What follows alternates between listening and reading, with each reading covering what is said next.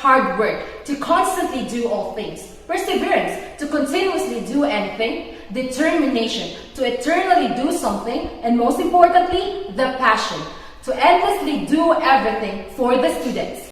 I am Chrislyn, And I am Chana, and you are watching Yusef Knows.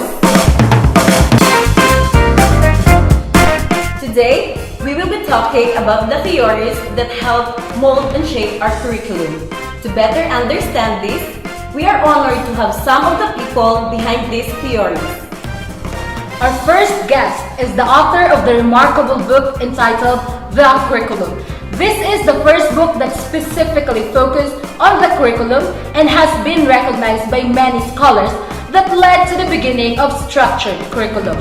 He was also a university professor at Philippine Normal School in Manila from 1903 to 1907. Let us all welcome the mind behind the curriculum development movement, Professor John Franklin Babbitt. Our second guest is a great teacher in mathematics who completed a year of graduate study in mathematics and physics at Johns Hopkins University and was awarded a Master of Arts degree in 1892. He had a long career as a visiting lecturer or professor at the University of Georgia and Stanford University. He also visited schools abroad and lectured in Austria and Turkey.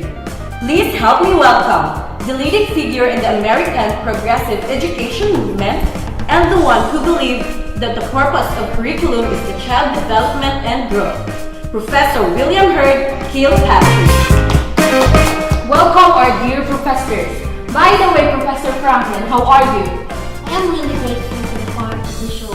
I was not really expecting this, so thank you for inviting me. It is our honor to have you in our show, sir. Jan, do you have any questions? How about you, Sir William? How's your experience? I was a bit nervous because I was not really expecting to be part of the show. But then, I am still honored and somehow excited. So thank you so much for inviting me. You're welcome, sir. Sir Franklin, you are very famous because of your theory about curriculum development. You believe that curriculum is a science that emphasizes students' needs and that curriculum should prepare students for adult life. You also added that the objectives of learning and the activities should get together when tasks are clarified. Now, sir, my question is, what was the reason behind your theory, or what pushes you to come up with this theory? Is it because of your experience or some other factors? Chris, I've been teaching for quite so long and I've seen the ups and downs of the educational system. There was a time when I told myself that it's not enough to just develop a new curriculum. The thing that we need is to learn more how new curricula can be best developed. Also, since I am the social efficiency advocate, I believe that the curriculum is a means for preparing students for their adult roles in the new industrial society. So this theory of yours, sir, is basically a byproduct or an insight that came through your vast experience in the field of curriculum, right? Yes. In that case, our dear televiewers, it is another proof that we can really learn a lot of things from our experiences, as what the experiential learning theory of David Cope said. And that is actually amazing, professors. I agree with you, Chris. How about you, Sir William? I would like to ask, who or what inspires you to develop the project method for early childhood? And a brief explanation about the concept of project method would help. My project method was widely influenced by my friends John Dewey and Edwin Thornton, but it was really the children who inspired me. For me, the purpose of the curriculum should be child-centered. Thus, the project method in early education should be a progressive education, wherein the curriculum is centered to the student's needs, and the teacher serves as a guide and not an authoritarian. Thank you for that information, sir. Sir Franklin and Sir William, there has been a little confusion to the students about your theories. So, can you give us a little run-through about your remarkable theories? We may start with you, Sir Franklin.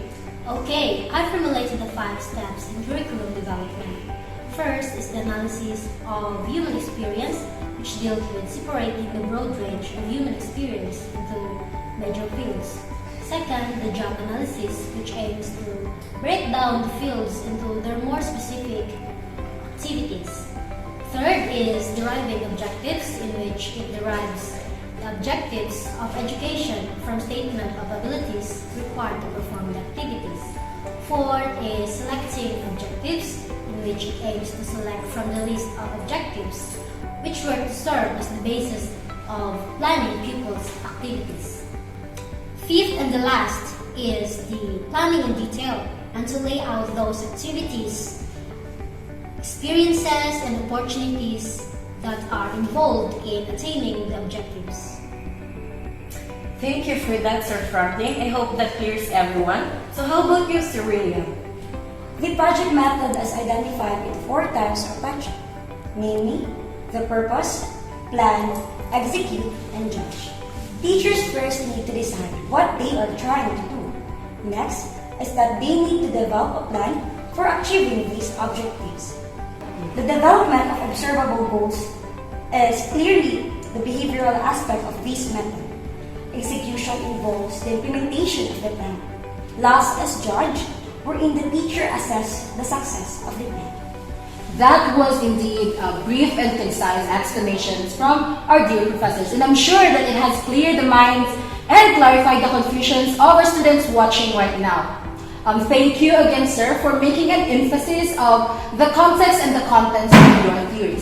But I still have one question, and this question can be answered by either of you. So the question goes like this.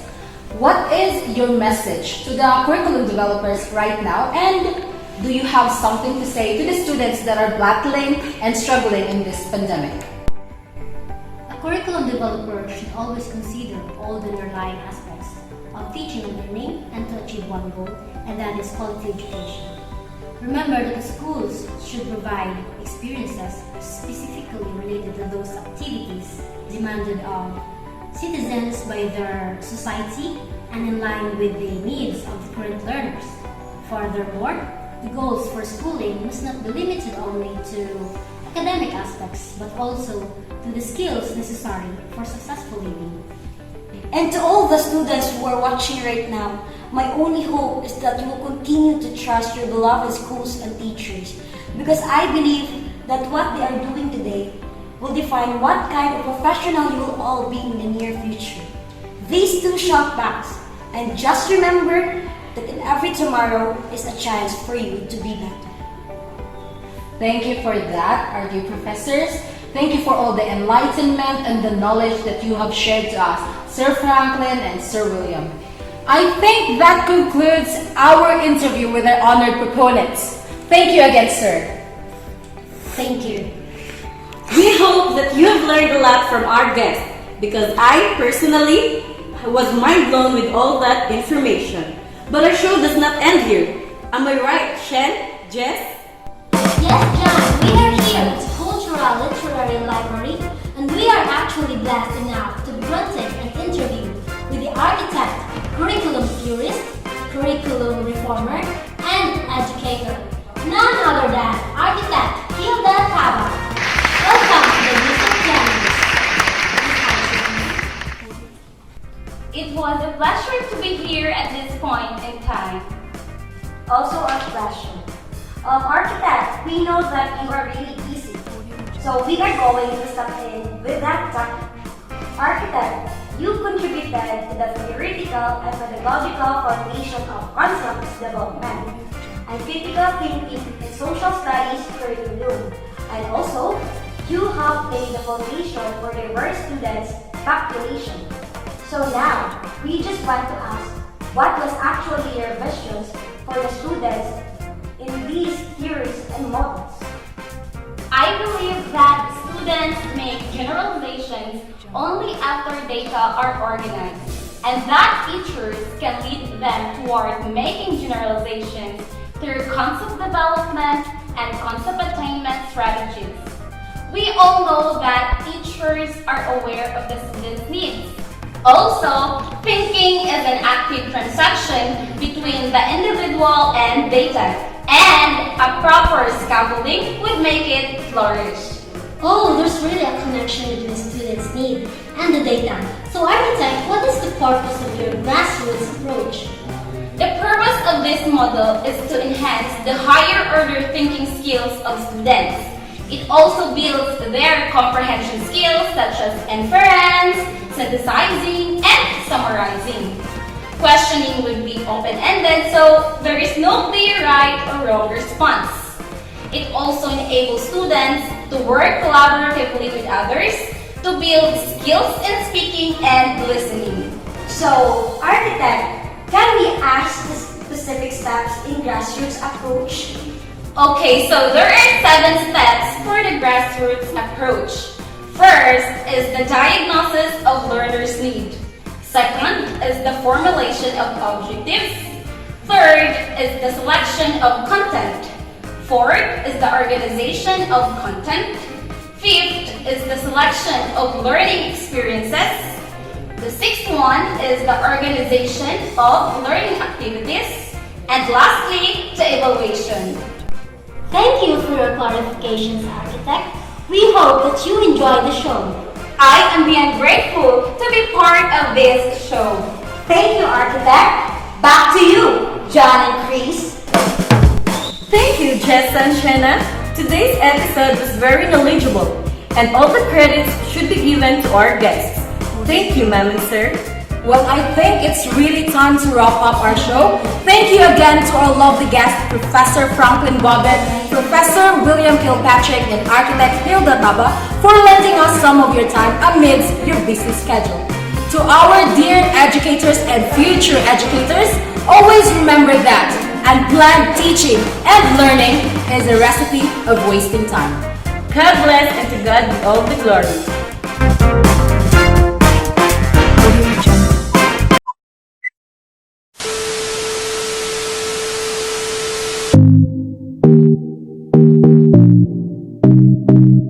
The passion to endlessly do everything.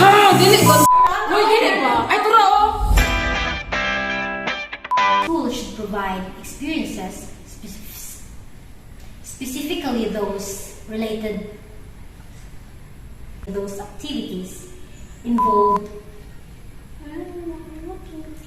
And to all the students who are watching right now, my only belief is that you In the new industrial society. Comprehension skills such as inference. Ay!